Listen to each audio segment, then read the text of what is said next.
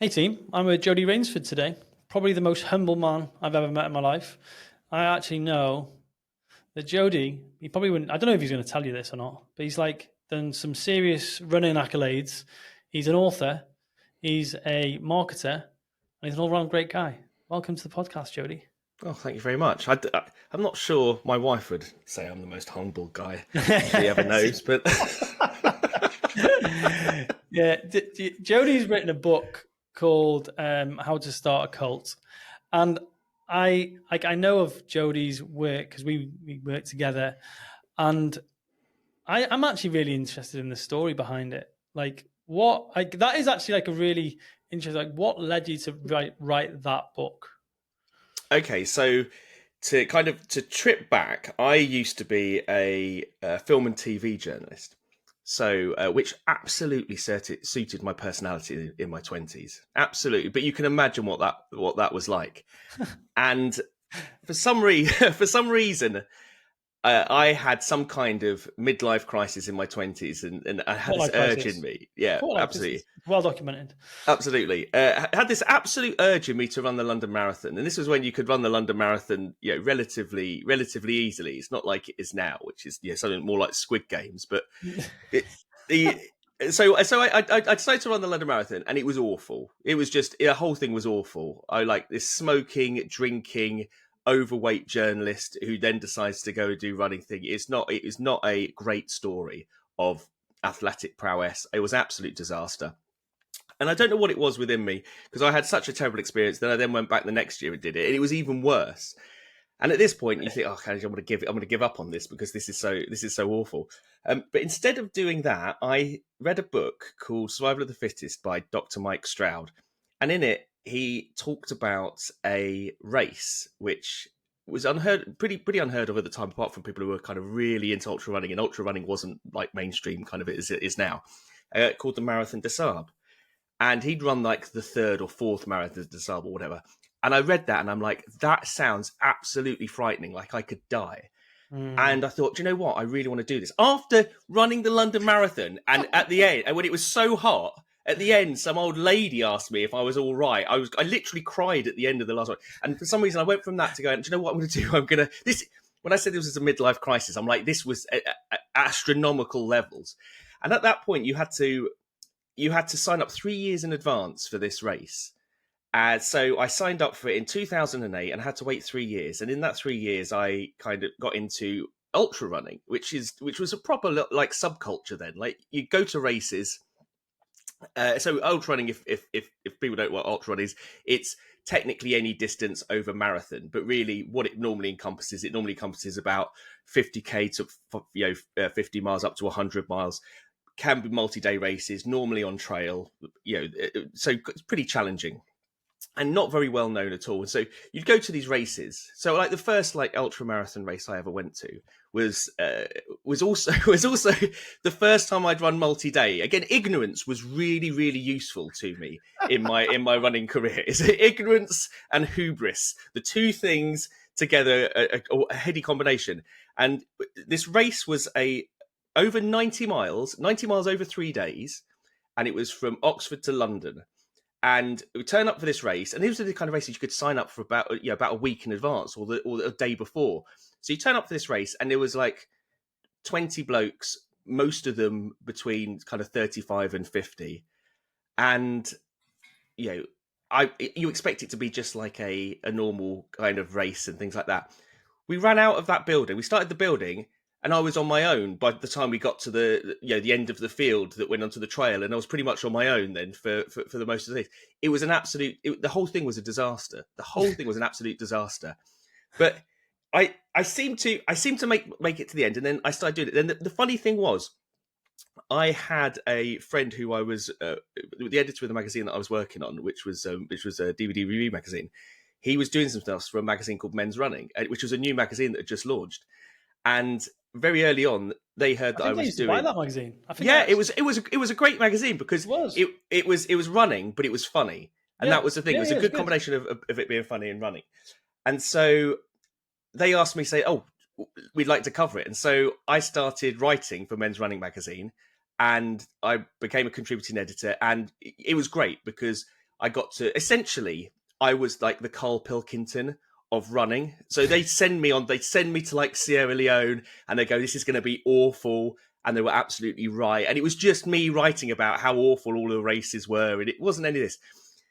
Eventually that they decided that they wanted to be more like Runner's World, which meant that, very elite runners like myself were out. Oh, And so as a result of that, the person that I met in Sierra Leone, who I got with and speaking to for a long while, was a guy called David Hellard. And we used to meet up and we used to have these conversations about running. And then we just decided to start a podcast. We decided to start talking about it, and this was like, there was like marathon talk and there was a couple of other things, but podcast wasn't a big thing. And we thought, we're too lazy to blog. If we could just sit in a front room and just, have conversations about it. So we just started doing that. And we just did that. We didn't think anything of it. We didn't expect much from it. And it kind of grew and grew and grew. And we were always trying to fit this around our normal work.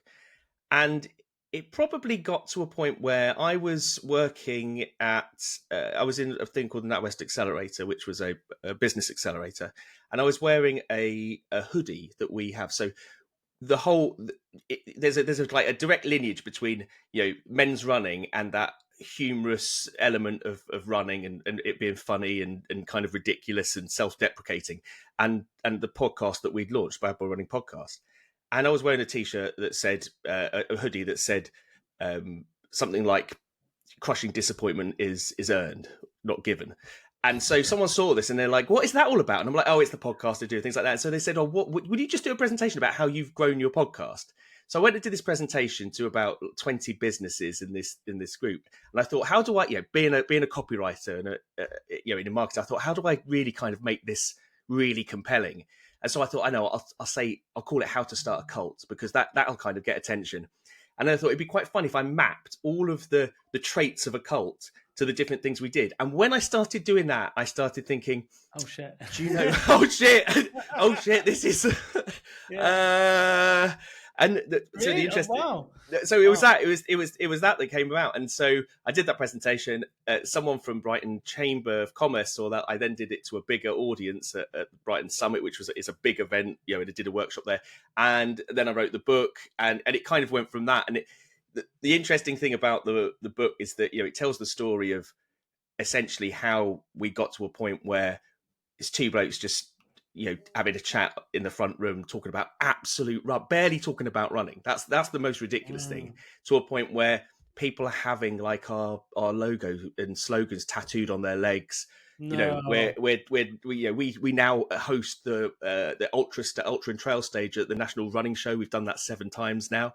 We get all like the kind of top ultra runners on there and everything, and all of that has come about just through two guys sitting in a room doing that, but also having a bit of an understanding about, how do we differentiate ourselves? How, none of it really kind of conscious, just doing what we intuitively felt. And the whole thing, when I realized, this is probably the most successful thing that I've ever done.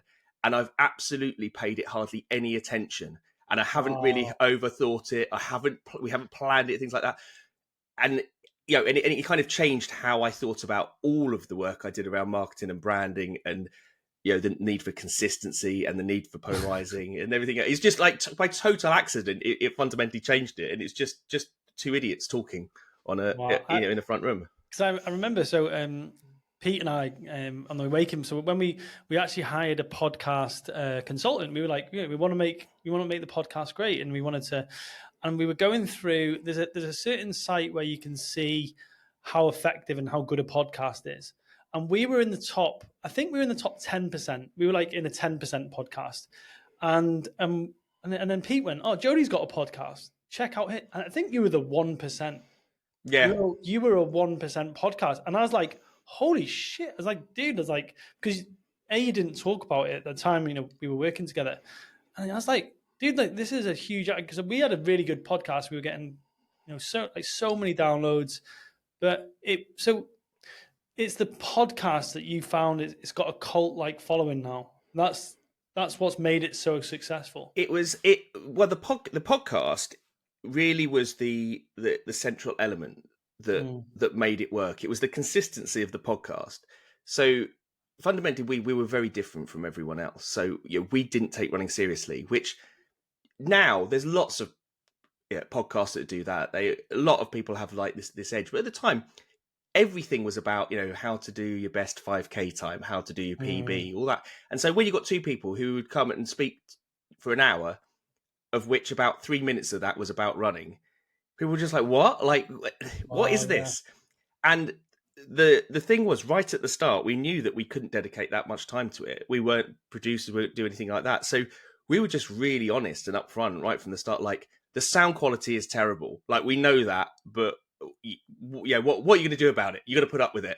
Yeah. It almost as felt, like looking back at it, it was almost like as though it seemed like we were challenging people. Like, we're going to make this as hard as possible for you to both listen to this and enjoy this. That if you do get through that, then you've almost proven yourself. It's like Project Mayhem. They're at that point where they're stood on the porch and then they're telling them that they're pathetic and they're never going to get it. It's kind of like that. Like, you had to really earn your stripes. It's like running. It's like running itself. Oh, absolutely. Yeah. You got to get through the first 2 hours of an ultra, and then you start feeling okay. It's that kind of thing. Yeah. But that was the thing. So we would do these things, and we would do it intuitive. I mean, the thing is that David and I, I'm a copywriter in terms of trade. I was a journalist, then I became a copywriter, and so a marketer.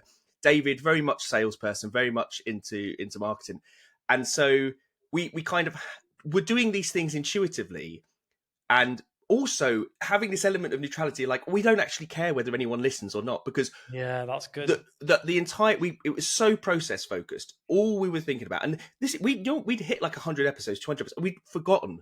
We wouldn't even notice we'd be hitting those episodes, because the only thing we were focusing on was, next week we're going to just have a chat. Next week, and it's the same now. Like, every Wednesday, I have a chat with David, and we just talk about stuff, and it's like two friends chatting. And when you distill it like that, it's really important. So there's kind of two elements that took it to the point it was. Firstly, it was quite a polarizing position, and it was very, very different from anyone. Very, very different. When we had t-shirts and merch, and we would turn up the running show, and we had things like, on the back of them, quotes from the podcast. We say, the problem with running clubs is they're full of runners. Other people would be like, what? Like, what is that? And it would immediately polarize. You'd have people who were like, this is awful. And we've got loads of it. It's either we've got 5 stars or 1 stars. That's kind of what our market looks like. But it's the whole thing about polarizing. It's like, if you want people to love you, there's people that need to hate you. Yeah, that's so good. That's so good. But the great thing about that is that the people that hated us were like the right people. Yeah. So we would have, so very early on, someone made a comment like, it is like the Beavis and Butthead of running. And so we're like, let's make a flag. And so we would take this flag round that said Beavis and Butthead are running, and people were just like, oh my God, like, there's no way that's true. Beavis and Butthead are far more eloquent and knowledgeable about running. It was almost like a badge of honor. So we had the community that built up around it. And so the reason that it worked was that it lowered expectations. With so many running communities and running groups, you go in there and people are talking about PBs. They're talking about improving. We celebrated the fact that if you didn't go for a run, if you DNF'd, if you DNS'd, you were the winner. Like, that's actually winning.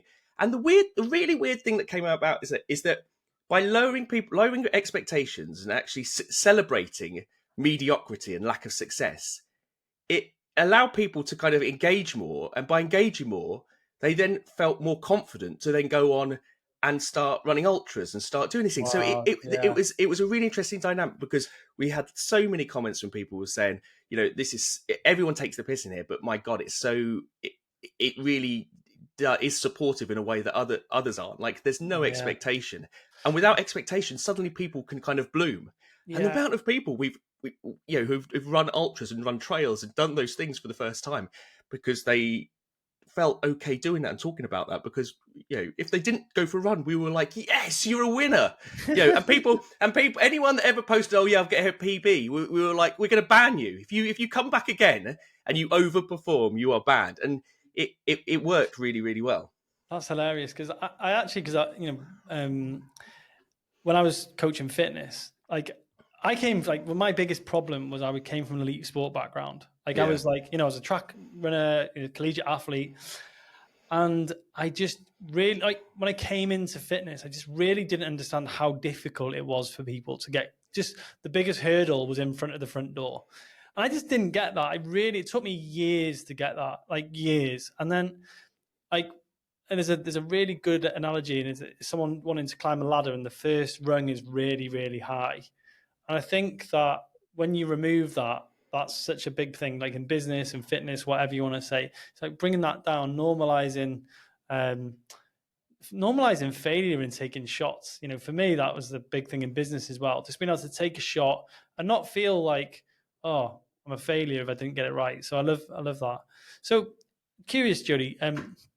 So that was like people. The podcast was starting. When you started to map how a cult looked and operated, like, you know, how to start a cult, because this obviously pertains to business owners wanting to make more of a cult-like following for their brand themselves. What was like really like, oh my gosh, I can't believe this. This is very profound. So most businesses and brands, they operate on the basis of customer loyalty. Like loyalty is the thing. If I provide this benefit to people, they're going to keep coming back. And if they keep coming back, that's great. And so they normally operate on competing on, you know, what's it called? The 3 value propositions of price, convenience, or service. That's what people focus on. I'm going to be the cheap, I'm going to have the best service, all those things, which for a lot of businesses is absolutely fine. The only challenge with that is that it does lead people into this element of delusion that people are loyal to them. And I don't think many businesses could, like, hand on heart say that my brand is so strong and my connection with my audience is so strong that if a competitor came along offering exactly the same service with the exact same quality, 30% cheaper, that their customers would stay purely on the basis that, or you know, 30% better service or 30%, you know, more convenient. Like how strong is that? And you know, we see constantly, especially today, where it's very, very easy for people to copy other people to compete on all of those things, people to use technology in order to usurp people who've been in the market for such a long time.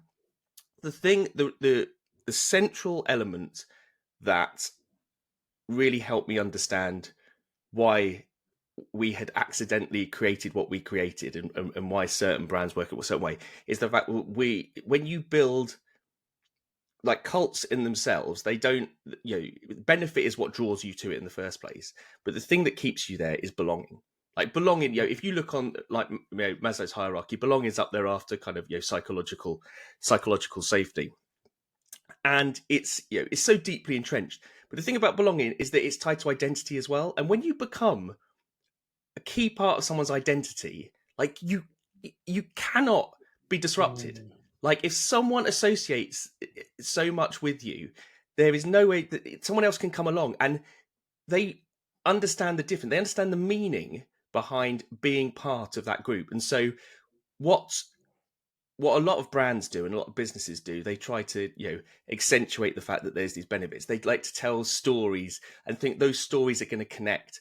What really helps, you have to do 2 things if you want to build a cult-like following. Firstly, you have to take a position, which is that polarizing message.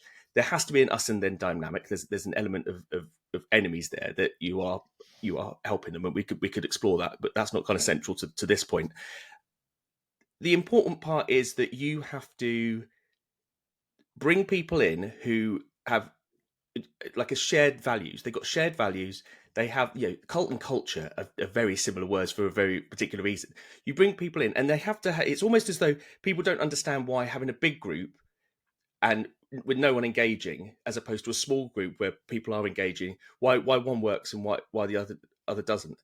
It's because you are recruiting people to that who align with the way that you think, the way you believe. Like the thing about Bad Boy Running is that you very, very quickly know whether this is right or wrong for you. You listen to us for like 2 minutes and you will know whether it's right or wrong. And if it's wrong, you are not even coming near us. Or if you come in the group and you're out straight away. But if it's right for you, you've probably not heard it before. And the difficulty is that a lot of businesses aren't like, a lot of brands aren't like that. They're so vanilla. You don't really know what to stand for. You're there, you buy something from them. They'll tell you that, oh, they've got some why about how they want to help this and things like that. It doesn't really connect. Where it makes the difference is that, you know, we build as a brand, you build a connection or as the leader of a brand, you build a connection with your followers. The thing that you have to cultivate is the connection between themselves. That's Yeah, that's where it, because you can't, belonging is not an emotion that you can create. You can no. create almost like this. You have to like wrangle these emotions and wrangle these thoughts among a group of people who will build belonging by understanding each other. And so the other thing that we did, which again we didn't really think about too much until we did, is that we've got shared language, proprietary language. We have so much language that it's the language is so dense and opaque that you literally cannot understand what we're talking about. It's like opening up a copy of Clockwork Orange and reading that and going, I have no idea what is going on. So much so that we recorded an A to Z, a Bad Boy Running, so that you could go back and listen to that, so you might be able to understand what the hell we're talking about if you didn't start from the start. Yeah, That thing is that A to Z turned into about 9 hours of us talking about various things, and it almost then becomes a rite of passage to have to listen to that. So in itself becomes another qualifier. If you can sit through 9 hours of us talking absolute rubbish, then maybe, just maybe, that this is the group for you. That's so funny. Well, actually, one of the inspiring books that I read for like the offer that I created was 10x is easier than 2x by Dan Sullivan and Benjamin Hardy. Yeah. And they talk about this like in Strategic Coach is probably one of the most famous coaching kind of steps. They've got like find your who, gap versus the gain. All the language is embedded in all their books and all the things that they talk about. And I realized that like fitness I was big into the fitness culture, and CrossFit had that. Like CrossFit is such a great cult. It was like WODs, PRs, the ladies' names, all that sort of stuff. And all the doping we don't talk about. Oh, 100%. Yeah. Yeah. Like the monstrosities of men and women that you'd see. But like the thing, like I look at my fitness business and we had like, oh, are you going to sweat? We'd have that language like, oh, you're going to sweat. And people would like, what the fuck is this? Like, what is sweat? And it's like, oh, right. It's this 9 o'clock session where it's 90 minutes. You don't stop and it's hard. And it's like, and like people used to really like, oh, and it used to make people's attention prick up and go, oh, like, well, can I come to that? Like, is that something that, and I think that really, it would polarize. It'd either be like, oh, something I really want to do, or that sounds horrendous. Yeah, exactly. That's it. And it creates an element of exclusivity. It immediately buds.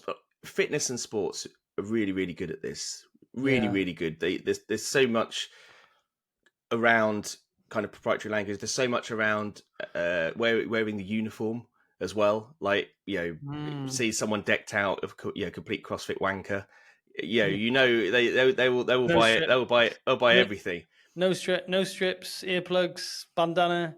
Yeah, absolutely. And that's the thing. And the important thing is, it's not just about that in-group dynamic as well. It's about what happens on the outside. Can people identify themselves as part of that group on the outside? And so, it's building those things in. It's having people wearing merch, the way that they talk to each other. But the point I was coming back to there was that everyone talks about kind of storytelling, and you got to tell the leader story, you got to tell the story of the brand. The stories that really, really work with this is kind of the follower folklore, and it's telling the stories of and turning people within the community into like celebrities. Yeah. Because they've done something stupid or they've done something ridiculous. So we've got one guy who, for some reason, accidentally kept posting that he was going to have 2 whiskeys, a cup of coffee, and a beer in order the night before park run, and so it's like park run PB time. For some reason, something went wrong with his phone, and he posted that in our group every single day for like about 3 weeks. Wow! As a result of that, it then became a phrase that people started using. And the guy was now known as Professor Banks because he has, he's obviously got the thing. We had another guy, Mike, who he is a good runner, but he does not know how to pace himself. And so what he'd do, he'd go out on a 100-miler, and we'd see like the footage from it, and he would be up with the leader at the 50-mile mark, and we were like, oh my God, he has gone out far too hard. And then you'd know about about 5 or 6 hours later, there'd be a photo of him in A&E. So the phrase, the phrase PB or A&E became something that we would talk about. You either go hard or you go to hospital. It's as simple as that. I love that. Yeah, and the thing is, and you build it up so there's more. We had the other thing is that we used to have people who were in our group. One of our big enemies, cyclists, and we don't say that they're cyclists in a kind of Jeremy Clarkson, let's roll them off the road sense. It was cyclists were the enemy because they're cheats. Because you're using, it's like using AI or something, isn't it? And so we would always joke, but the worst offenders were the triathletes because they, you only have a small amount of running, because everyone knows that triathletes don't do it for the running. Running is their hardest element. So we'd have triathletes, and so what we would do like a kind of a deprogramming thing, and we try and convert them over to ultras, and we successfully converted 5 or 6 good triathletes into ultras, but they all became celebrities. We always talked about how Deepor and G-Law and all of these different people who got their own kind of names and their own kind of celebrity have they're things that other people can talk about. Yeah. And so you give people a language, you give people like a vernacular that they can use when you're not there. And the amazing thing about it is that because the reason this works so well in things like finance, in things like like personal finance, things like sport, is because there's transformation involved. Yeah. And the transformation may not be making a load of money or having an amazing body or things like that. The actual transformation may simply be being in an environment where you're not looked down upon for once, or being somewhere where you feel different. Because the thing I talk about is about, there are homeless people out there. There's people, we talk about this kind of this hunting the homeless people. There's people out there who are looking for those communities who can't find them. They're, and that's exactly what happened with us. There's people in lots of running groups who are just like, I'm in this running group because I am a runner, but this is not really what I wear to be. But nothing else existed. And so what normally happens is that, when we're like working with different people who start these like cult brands and these cult followings, is that they'll start something that they needed. And then they'll have so many people coming to them and say, "Oh, this is the group that I wish someone had started. I'm so pleased to find it." So there's a real impetus behind it. That's what I'm really thinking of. And going out and actually do it, people going, "Oh, I don't know whether this is the right thing to do." But the reason that people like Andrew Tate, the reason like cults manage to get it is because people are looking for belonging. They want to find something. And so if people are not creating these environments that are supportive, that aren't destructive, that are constructive, that are genuinely there to foster belonging and identity and move forward in a way that suits them, then they're going to go to other places. So there's a real purpose. And when I say the world needs more cults, that's what I mean by it. It needs more places where people are thinking about fostering that level of belonging, so that because everyone's different, people work in different ways. Our group's not great for some people, but for people who literally have zero expectations and they don't think they can achieve anything, it's great because they'll be celebrated for that, and that's really where the value comes. Yeah, I'm literally taking mental notes here for my group, because I'm like, one of the things that I polarized, like, it was probably not polarizing, but the 10x versus the 2x leader. Like there's certain leaders out there that like I'm a 10x guy. I'm like, I just want to find ways to create exponential growth. I've always been like that. Versus the 2x leaders, like someone who's just like I'm okay, just status quo. I'll maintain the status quo. I love how 2x has become status quo. Yeah, like doubling the size of your business. That's the level we've got to now. Doubling the size of your business. You're fucking pathetic. Yeah, because you double your size of your business. Exactly. Yeah. No, it was actually like a 2x mindset. It just allows you to maintain a status quo. It is a kind of like, whereas it was really interesting. And I really resonated with that. I'm like, I'm not like, because sometimes I'll be in rooms with people. I'm like, I don't think this. That's why I created Awaken Man. Like Awaken Man for me was like, I went to loads of men's groups. So this is like, for me was like, I went to these men's groups, and I didn't belong. So what you were saying there. So why? What were the reasons? What did you Yeah, feel when? everything you're saying. It was like the first one I went to. It was very much too much. Like for me at the time, it was way too feminine, yogi. Like it was very. So we went into a room. I'll tell you a quick story. It's a really funny story about cults. It's like, so I told my mate Steve. I was like, Steve, we're going to a men's group. He's like, oh, awesome. Steve is at the time he was a recruitment manager. He owned a recruitment business, and he was like, shirt and tie, really, really like, well to like. Don't Well, worry. You said, as soon as you said recruitment, I built a picture up right away. Yeah, exactly what you think. Really great guy, people person. Took him to this men's group, and we walked in, and like as soon as we walked in, I was like, oh shit! It smelled of joss sticks, like a set incense. Wow. Lots of guys wearing yoga pants, eating vegan food, and I was like, "Oh my god, what is this?" It's like, anyway, sat round in a circle on the floor, and he couldn't sit down because his pants were too tight, so we had to get a chair. And he was so uncomfortable. He was so uncomfortable for the whole session. The actual conversation in this men's group was your relationship with your penis. No joke.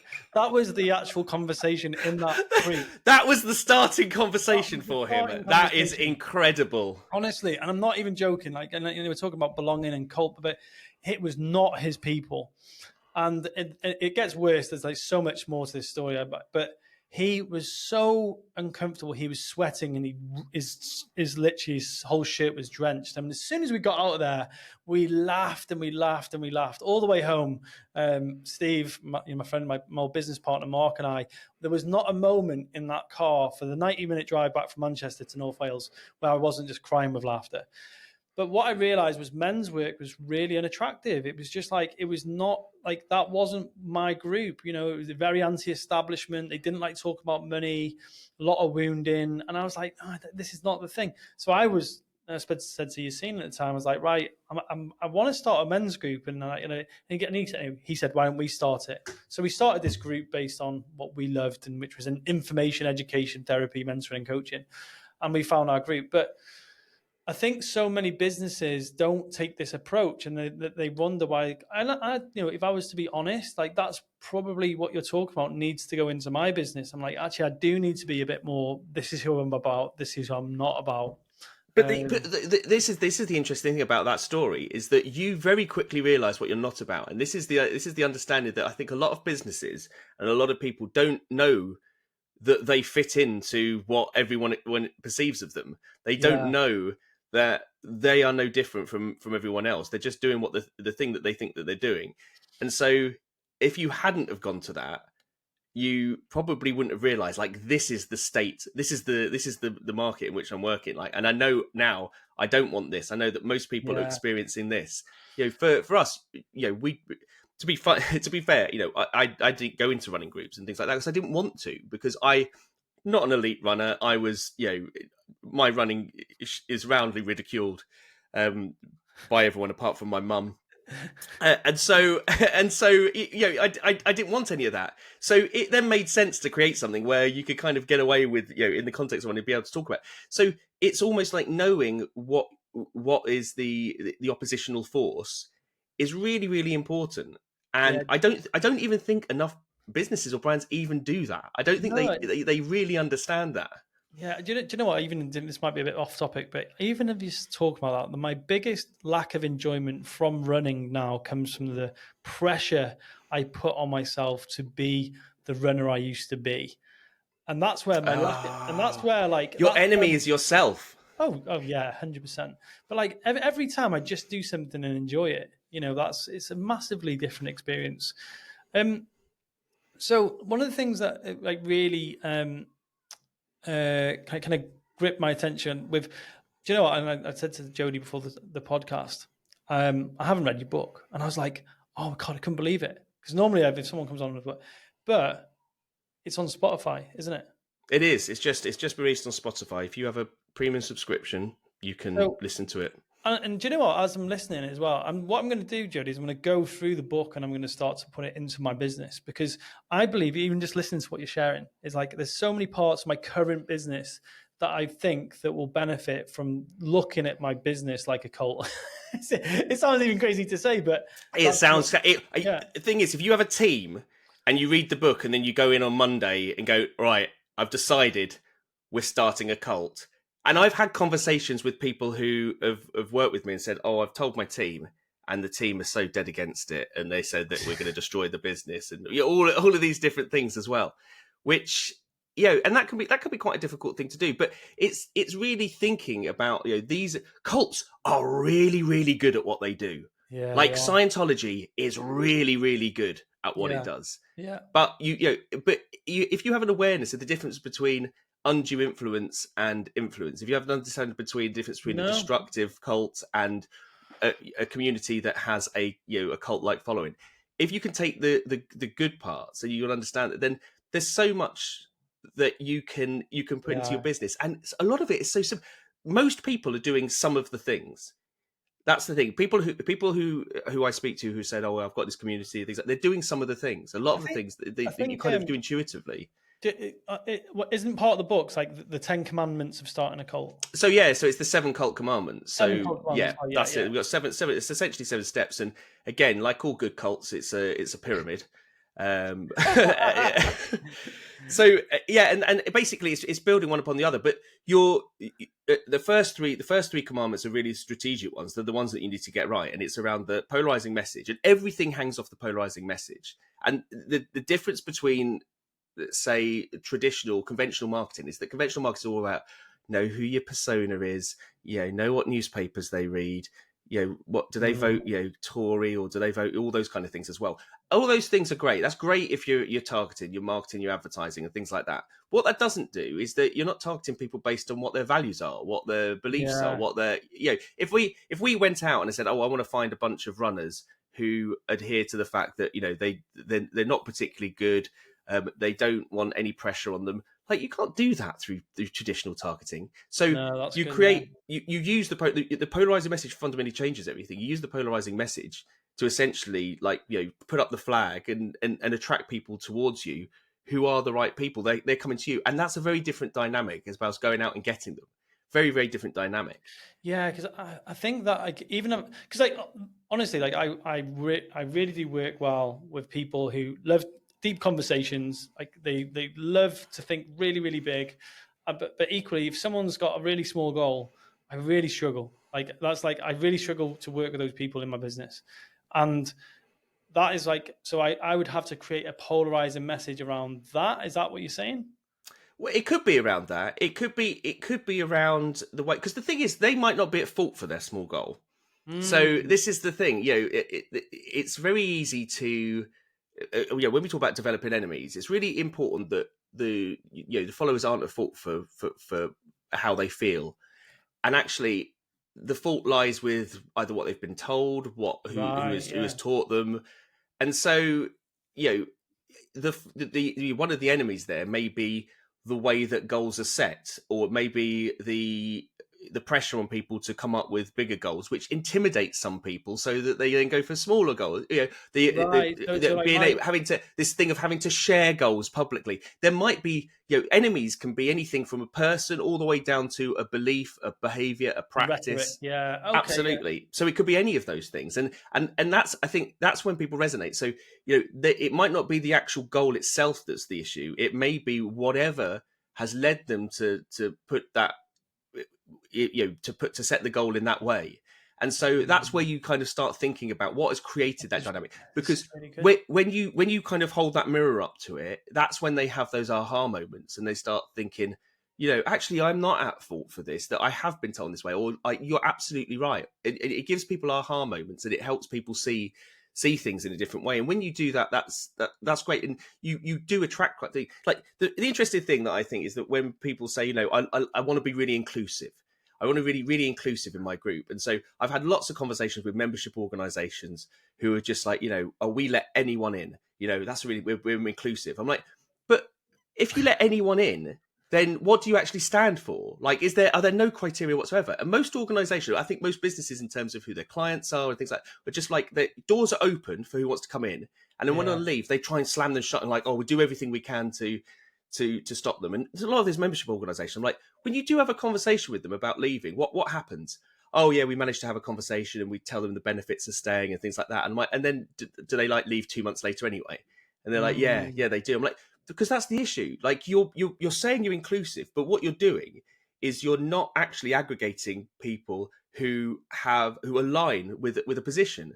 So until you actually decide to do that, you can be inclusive in the sense that I will accept anyone, but you have to adhere to these values. These are the shared values. Like, it's so funny that people, when they think about those things, they go, oh, a group has to be like that. If you had a business, you'd create a culture where everyone was aligned. That's a great business. So why is it different from a cult, a community, a group, an audience, a customer base? You want people to align, because if they don't align, then they go in lots of different directions. There's a graphic in the book that it basically talks about. It has a large circle going in a lot of different directions. It's like when you have like a mare audience, and then an aligned audience is a smaller group of people moving in a single direction, achieving much more. And that, I think, is what people try. But the thing is, it's so ingrained in people that size. I need a big group of people. I need lots of customers. I need things. What they forget is that, again, this is another thing that cults are really good. That if you have a cult, there's two ways of you recruiting. One is that you communicate your message and people come to you. But the second one, and again, this is kind of true of interesting, the CrossFit thing, is that recruits are the best people to go out and recruit for you, because they understand what the values of the group are. They understand who the right people are. They'll know who within their friendship group or who they know is the right person. They can do the talking about what the benefits are, why it would suit them. How would it, not even the greatest AI and the most amount of money would allow me to target that person in any kind of marketing or advertising than a friend of theirs going to them and saying, do you know what? I think you might really like this group because I think or you might really like this brand, or you might really like this business because of this, this, and this. So if you develop that belonging to a certain strength and they are like so enthused about you, they will go out and they will find people for you. And that's what people forget. They forget that leverage. They think, oh, I'm just going to have to go and recruit as many people. Like, it will grow by itself. David and I, and this is something that, again, I make it sound as though this was entirely intentional. Like, we have never invited anyone to the group. We have never invited anyone to our Facebook group. We never get call on people to invite people. We never go, oh, let's try and grow this or anything like that. I actively say to people, do not listen to the podcast because it's probably not for you. They think it's like some like really clever reverse psychology or really obvious, and they don't, and that's it. And the thing is, people come because other people recommend them, and then we have a smaller group, but they do stuff like, and it's not just like, oh, it's really nice to have. They do stuff really tangible, like when we do a promotion with a brand or a business. Like, we sell a lot of stuff. We're one of the smaller groups, but we sell lots of stuff because we'll say something and people do it. And I don't want to say that we're influencers because we hate influencers, but they, for some reason, we'll say to you, like, you're idiots for listening to us, and then people will go out and buy it, and it'll be quite funny. The other thing that they'll do, and again, this is a kind of the tangible benefits is that people will actually really dedicate their time to it as well. They'll volunteer. When we went to the run show previously, we used to take 17 volunteers who volunteer their time to come all the way up to Birmingham to man the stand, because we had a BBR stand there, to sell merch on our behalf, to recruit people, to speak to people, to be part of that whole thing. And afterwards, they would thank us for being part of it, for doing it. And so, because if they're gaining something from it, they gain something from being part of it. And you can't just say, oh, this is a good thing to do and sell them the benefits. This has to be cultivated from within. And so it does take a bit of patience. It does take a bit of strategy. But when you get it right, it works. It's like magic. Oh, this is like, I'm fascinated with culture design and stuff like that. And like this, it's just like, I can see in Fast Way to Fitness where we had so many of these things. I can see Awaken Man. I can see my current setup. I've got so many of these things, these little nuances that make a massive difference. Like, oh, this is why. Because sometimes you belong somewhere because you know that it's like that common enemy. It's like, oh Yeah, yeah, I'm it's like I'm anti this. Like look at the pandemic. It's like I'm an anti-vaxxer. It's like yeah. it's literally polarizing. But yeah, oh But my that will god, that's the thing. That will drive you somewhere. So the anti thing will drive you somewhere. Like posting a positive view of something generally doesn't work as effectively as being able to uh, uh, relate with a group of other people against something. It's just negativity bias. A lot of these things are just basic human psychology. That's how we are. That's how we are built. That's how we are created. Negativity bias is much, much stronger, much more visceral, much more emotional, and so it's easy. The thing is, when you can use that us and them technique to draw people together, but as we yeah, found with things like Brexit, once they're together, you've got to set out a almost a positive vision of what is this for? Why are we here? yeah, What are we doing? Because if you don't have that, then you don't have that element of cohesion. It's really, really easy to put people against something, to bring the right people together and to make sure that they have similar value. Hating something is, I mean, because the thing is, like, even taking that example of cyclists. We don't hate cyclists. We think they're cheaters. But people come into the group thinking, "Oh, yeah, we're gonna be like dissing cyclists and things like that," and it's not like that. So you can see that sometimes that going against something can draw people in, and so you start to understand that. You start to understand it, and so it's understanding that you have that group of people who have to be aligned in some way. And oh, and it yeah. doesn't have to be all this like wanky woo woo sitting on bean bags with lattes and coming up with what our values are and things like that. A lot of it's just really intuitive, and a lot of it is like, this is what I want. The great thing, and I think this is the most important thing in terms of what made the difference. For all the strategic things we did, which again were quite intuitive, they weren't kind of like purposeful in terms of the messaging and everything else. The thing that has made it as it is, that's put us beyond 600 episodes, was simply that we adhered to doing the podcast every single week. It was that simple action, Yeah. and the simple action was making sure that and we had to do it out of necessity. And this is the thing: out of necessity, it's really simple. We have to be authentic because we can't maintain a personal brand and a gap between who we actually are and who our personal brand is. We can't pretend to be things that we're not, because the amount of times we're exposed to our audience, they'll see right through it. If I try to tell people I'm some kind of amazing elite runner, they'll take like one look at me and know that that's not But true. So even in itself, like that stands out because like most people, like if you look at most brand creators, leaders, they wear a mask, and like that oh kind of that in itself being thoroughly authentic. Like even on this podcast, I talk about everything. I'm like really open. Like I said before about my buddy. I talk about mine and Poppy's relationship problems. I just because it's freaking exhausting. If you're a leader of a brand, to try and create your brand inauthentically, like so many people I've actually coached is like, oh, they've got a seemingly perfect persona and they're just exhausted. Would you say that is a big part of creating a cult, is actually being very authentic in like what you're creating? yeah. Well, the thing is, I think there's a couple of things that think. Firstly, what people have to realize is that no one cares.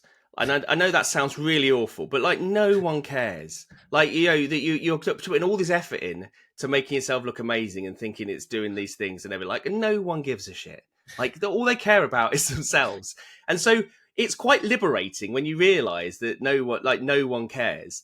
That you That's could really just good. like, well, Yeah. just be like it. But it's really hard because it's like it's a tsunami of absolute shit that people are being told about how they have to show up. Make sure you show up like with credibility, show up with thought leadership. There's nothing worse than someone talking about thought leadership. It's like if you have to call it thought lead, like you can't call it thought leadership. You can't say that the thing that you're saying is thought leadership.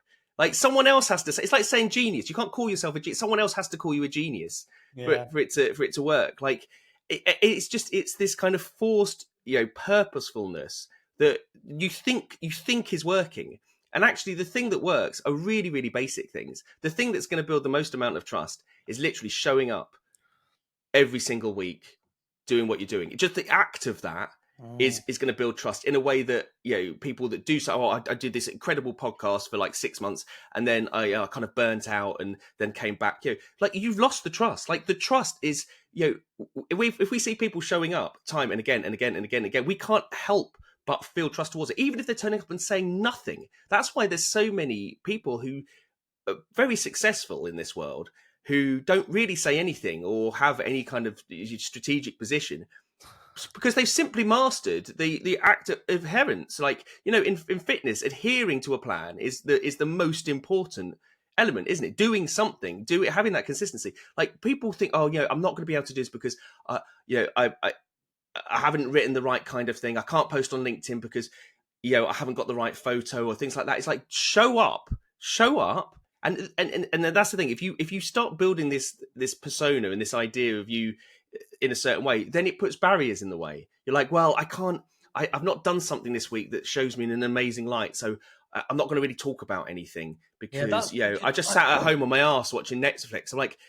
if you've created something where you sitting at home on your arse watching Netflix can be talked about, then you are a winner, because that is the greatest thing ever. I'm basking in a bit of like, not shame. It's like, even with this podcast. So I started it, and I got so into like trying to make it look like Stephen Bartlett's podcast at one point.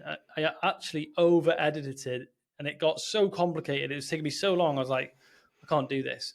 And how did you actually maintain the smugness level as well of Stephen Bartlett? Oh, I don't know. I joke. I was not trying to be Stephen Bartlett. But I just thought, like, for my podcast to be successful, I've got to yada yada yada. Anyway, it was it was quite a humbling experience. I was like, put this rubbish. I was just like, do you know what? I feel really cool to share this thing today. I put it out, and someone got in touch with me saying, "Oh my God, just listen to that episode of the podcast, Ben. I really needed to hear that today. It literally changed my day." And this person signed up with me. She signed up, and I was like, wow. That day when it was imperfect, I just walked into here, turned my light. I do have a light. I have a light. That's probably the most engineered part of the podcast. I have a light on me, speaking to the mic, and I just shared just for 15, 16 minutes, I think it was. And it was really profound. And it's like those moments in my career. It's like same with my emails, and when I write an email, it's just like the days that I don't want to write an email, the days that I don't want to show up and just write something. Even the other day, had someone said, "Oh, that email you wrote the other day really helped me out," and I was like, didn't even know that she read it. Yeah, and it was like, and I think what you're sharing there is like, as a leader of a brand, of a leader of a cult-like brand, if you wish, is that as the leader, you just have to be consistent and keep showing up. The thing is, most people say that they want to create something, and they want to create a movement, or they want to create a cult brand, and then they act like a baby when they've been doing something for 3 months. They kind of throw their toys out the pram and go, "Oh, I'm not doing it anymore because not enough people liked it, or not enough people." That is, you cannot control that in any way. You can't control people coming to you. But what you do realise, and it's really funny, because I was speaking to the people in our group a couple of days ago, is that I didn't have that realization till we got about 400 or 500 episodes into, about 300 episodes into Bad Boy Running, that actually there's just a lot of people out there who just don't interact. There's the people who do interact. Like, if you've got any kind of group, you'll know that there's, it's not even the 80-20 rule. It's like the 99-1 rule or something. Like, there's a tiny group of people who do lots of chat, lots of engagement, things like that. And then most people are kind of below the surface, but they're there still watching, listening. You're still sending out waves. They're still there. Trust you, they might not say anything. And so this happens so much. Exactly, but people are just like, "Oh, I want them to say something. I need their validation. It's just like, grow up. Like, that's not life. That's not how. All you can do is keep showing up. Oh no, but I need someone to tell me that they love me. Oh, I need, like, oh my God, like, go and get therapy or something, and then come back and do this. Like, you don't need a marketing plan. You need to have a really long chat with someone on a couch. Like, that is the problem. We kind of obsessed with metrics, obsessed with trying to Yeah. control the relationships we have. Like, I want to get them into a funnel. I want to do this. I want to, market the shit out of them. And actually, you can do that to some extent, but really, when you're speaking to people for the first time, all you can do is broadcast a message. All you can do is build. Like I say, the two most important things. This is why one of the things I talked about it a while back when someone was saying, "Well, I don't have time to do this." I'm like, we built what we built on 2 hours a week.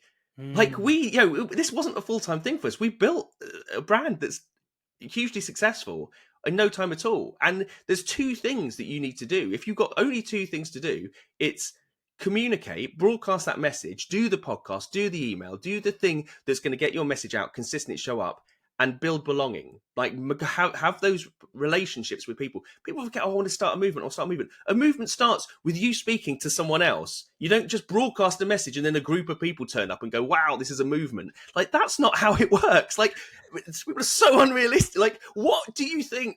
How do you think this works? Like, you've watched too many Hollywood movies. You don't stand there, shout something to a group of people, and then all of a sudden a crowd forms behind you and then throws money at you. Like, what world are you living in? Like, that's so you true. you broadcast your message, you do that, you make it enjoyable to do, you make it fun to do, you make it rewarding to do, so you'll do it forever. Then you spend the rest of the time building belonging, building relationships with the people who are following you, finding out about them, talking to them, making them feel special, doing things that don't scale, that no one else can do, sending them messages, talking about them, involving them in some way. The thing is, it's like, it's not rocket science, but people want something different. They're like, oh, but I need to know who's following me. I need to know these things. You're like, it's not going to happen. That is never going to happen. And I'm really sorry, but you can go off and do another, take another approach. I can even see it's like even my group. Like, I've had some of my clients on the podcast and we've talked about the things that they're doing. I'm going to do more of that. Like, that's something I can see. So what I'm going to do, like I said, I made a promise and I made the commitment. So Jody's book, I'm going to say it again, is on Spotify. And I didn't know this until, because I'm in the UAE now. It's like, you can get it. I just downloaded it before.